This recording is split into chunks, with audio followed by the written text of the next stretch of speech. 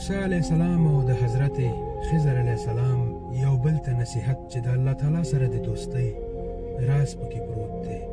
کله چې موسی علیه السلام د حضرت خضر علیه السلام نه بیلیده، نو موسی علیه السلام ډیر زیات خفا او له سترګو یې اوښکې روانې شوې. ویې فرمایل له یو بل نه خو بیلیږو، په تلو تلو کې د یو څو خبرو نصیحت راته وکړه.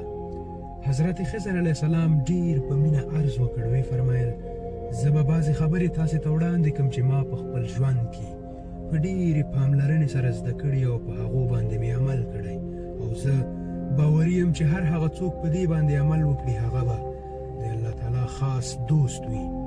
اوله خبره ده چې علم دې له دې دپاره زده کړی شي چې په هغې باندې عمل وکړی شي، او نه له دې دپاره چې خلکو ته به یې ښایم او خپله به پرې عمل نه کوم.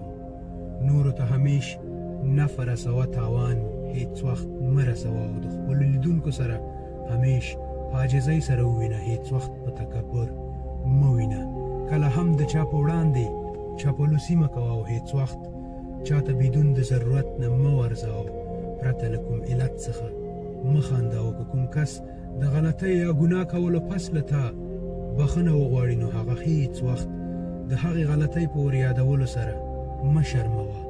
او که د الله تعالی نافرماني در څخه وشي، نو ټول عمر د الله تعالی نه بخښنه وغواړه، او د نن کار سبا ته مه پرېږده، او همیش د آخرت په فکر کې واوسه. او هغه کوم کس چې ستا پروا نه کوي، د هغه په مخ کې خامخا عاجزي مه کوه، او د الله تعالی د عذاب د راتلو په وخت کې د الله تعالی نه ناامیده کېږه مه، او په چا باندې احسان کولو کې هیڅ کمی مه پرېږده.